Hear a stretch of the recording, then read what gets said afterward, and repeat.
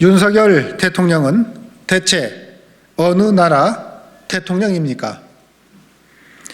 윤석열 대통령이 제정신이 아닌 것 같습니다.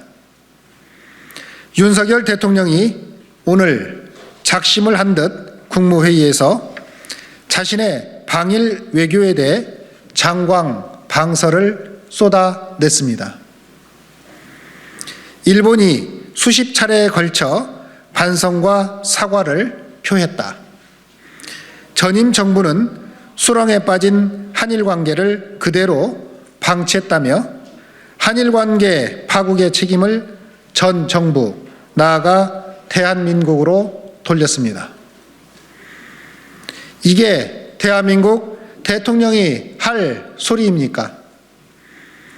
일본 우익의 주장을 듣는 듯 합니다. 윤석열 대통령은 대체 어느 나라 대통령입니까? 왜 일본을 두둔하고 전 정부를 깎아내리는 것입니까? 외교와 국가안보는 여야가 따로 없습니다.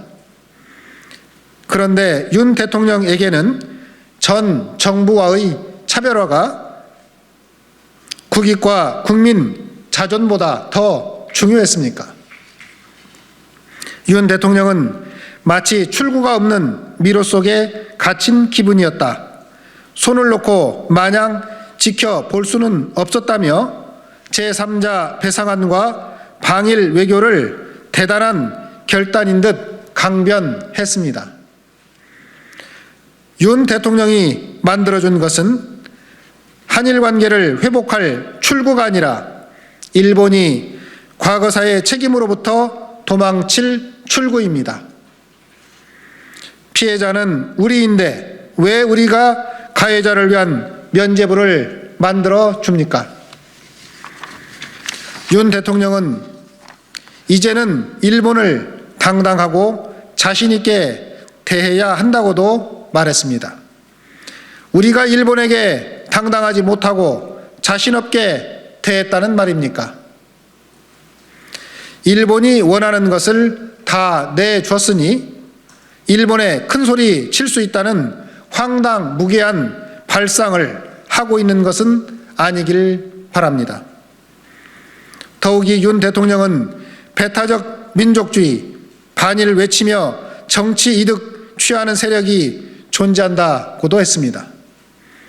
배타적 민족주의는 파시즘입니다.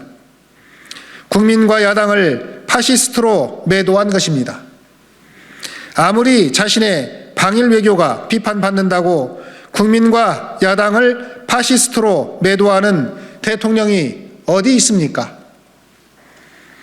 한일 정상회담에서 무슨 대화를 나눴는지 숨김없이 공개하라고 했더니 자신의 친일 정체성을 과시한 것입니까?